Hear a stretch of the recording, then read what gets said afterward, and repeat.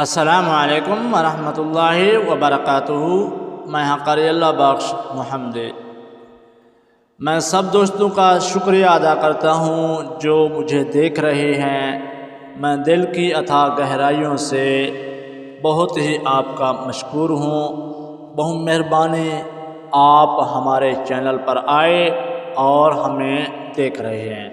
آج کا جو ہمارا واقعہ ہے، واقعہ شروع کرنے سے پہلے میں سب کے لیے دعا گو ہوں اللہ تعالیٰ اپنی خاص رحمت ہم پر عطا فرمائے، ہمارے گناہوں کو اللہ تعالیٰ معاف فرمائے۔ جو بیمار ہیں گھروں میں، ہسپتالوں میں، اللہ تعالیٰ ان کو صحت و عافیت عطا فرمائے۔ جو فوت ہو گئے اللہ تعالیٰ ان کے درجات بلند فرمائے، ان کے قبروں پر کروڑہاں رحمتیں نازل فرمائے، آمین۔ آج کا جو ہمارا واقعہ ہے وہ صلح حدیبیہ کا واقعہ۔ اللہ کے پاک پیغمبر جب عمرہ کے ارادے سے جا رہے تھے مکہ مکرمہ، اور حدیبیہ کے مقام پر آپ صلی اللہ علیہ وسلم کو روکا گیا۔ آپ صلی اللہ علیہ وسلم کو جب وہاں روکا گیا تو اسی مقام پر اللہ کے پاک پیغمبر کے صحابہ کرام، جانثار صحابہ، اور اللہ کے پاک پیغمبر نے فرمایا کہ میں ارادہ کر کے عمرے کی نیت سے آیا ہوں، میں جنگ کرنے کے لیے نہیں آیا۔ تو کفار مکہ نے کہا کہ ہم آپ کو نہیں آنے دیتے، ہمارے ساتھ معاہدہ کیجئے اور اس کے بعد آپ آ سکتے ہیں۔ اللہ کے محبوب اس بات پہ راضی ہو گئے اور وہاں ایک صلح نامہ قائم کیا، اور اس مقام پہ صحابہ جو جان دینے کے لیے ہر وقت تیار رہتے تھے، وہاں حضرت عمر فاروق جلیل القدر صحابی، جو بہادر اور جن کے سائے سے شیطان ڈرتا تھا، حضرت عمر فاروق نے کہا اے اللہ کے رسول حکم دیجئے، ہم ان کے ساتھ جنگ کرتے ہیں، ہمیں کیوں نہیں جانے دیتے؟ اللہ کے محبوب نے فرمایا نہیں، جو یہ کہہ رہے ہیں میں ان کی بات مانتا ہوں۔ اور اس صلح نامے میں جو باتیں لکھی گئیں ان میں یہ بات لکھی گئی، اگر ہمارے کافروں میں سے کوئی مسلمان ہو کے آپ کے پاس آ جائے، آپ ان کو واپس ہمارے پاس بھیج دیں گے، اگر ہم آ جائیں لینے آپ ان کو واپس دے دیں گے۔ اگر خدا نخواستہ تمہارے مسلمانوں میں کوئی مرتد ہو جائے، غیر مسلم ہو کے ہمارے پاس آ جائے، ہم ان کو واپس نہیں کریں گے۔ یہ صلح نامہ لکھا جا رہا تھا حضرت ابو جندل رضی اللہ تعالیٰ عنہ، جو ہاتھ ان کے باندھے ہوئے تھے زنجیروں میں، اور ایسی حالت میں کفار سے بھاگ کے مسلمانوں کے لشکر میں آ گیا۔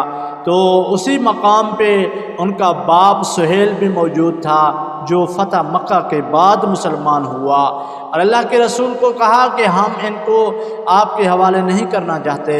اللہ کے محبوب نے فرمایا ابھی تک تو معاہدہ لکھا نہیں گیا، اب کس چیز کی پابندی ہے؟ یہ آ گیا ہے، مسلمان ہو گیا ہے، یہ ہمارا ہے۔ کہنے لگا کہ نہیں، ہم نہیں دینا چاہتے۔ تو اللہ کے محبوب نے فرمایا میں آپ سے ایک آدمی مانگ رہا ہوں، یہ مانگ کے طور پہ مجھے دیجئے۔ کہنے لگا کہ نہیں، میں نہیں دے سکتا۔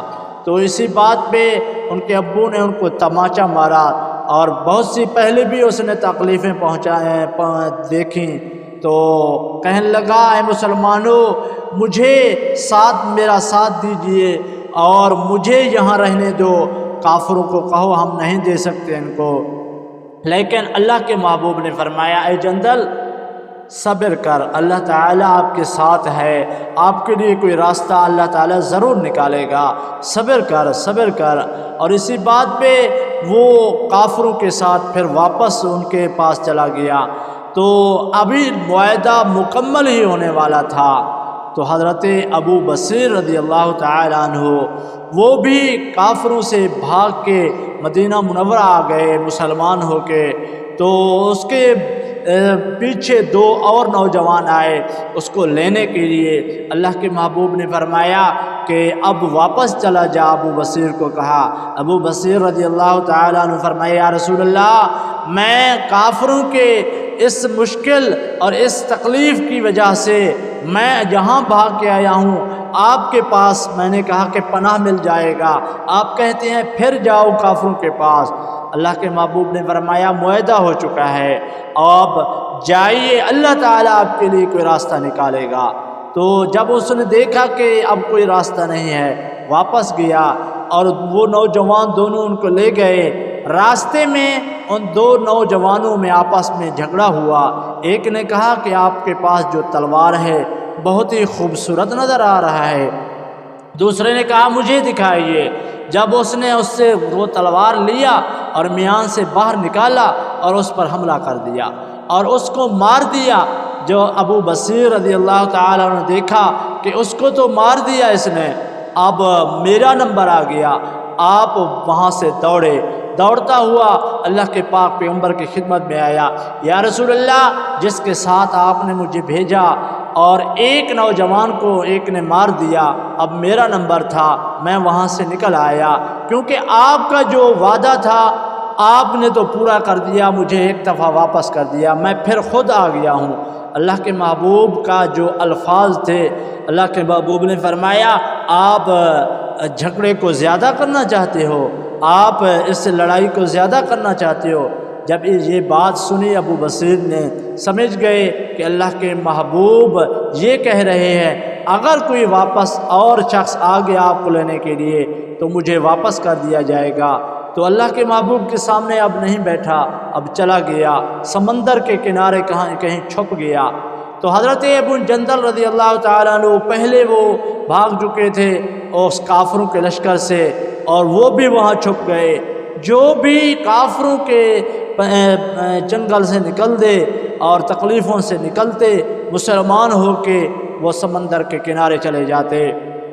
کچھ دیر یعنی کہ دنوں کے بعد وہاں ایک جماعت اکٹھا ہو گیا، کھانے پینے کا تو کچھ نہیں تھا وہاں، اور جنگل تھا، اور اسی بنا پہ جو لشکر آتا مکہ کی طرف سے مدینہ کے منورہ کی جانب تجارت کی غرض سے اور ملک کی طرف جاتا، یہاں سے ان کا گزر ہوتا، یہ لوگ ان پر حملہ آور ہو جاتے، ان سے چیزیں چھین لیتے، اور اسی بنا پہ وہ مجبور ہو گئے کہ یہاں ہمارا راستہ رکا ہوا ہے، اب صلح کریں گے یہ راستہ کھلے گا۔ اللہ کے پاک پیغمبر کی بارگاہ اقدس میں آئے، یا رسول اللہ ہم آپ کو منت کرتے ہیں، مہربانی کیجئے صلح نامہ واپس لیجئے، اب صلح کیجئے ہمارے ساتھ، ہم آپ کو مکہ میں آنے دیتے ہیں، آپ ہمارا راستہ کھول لیجئے۔ اللہ کے محبوب نے فرمایا ٹھیک ہے میں فیصلہ کرتا ہوں۔ آپ نے حکم نامہ لکھا اور اس جماعت کی طرف بھیجا۔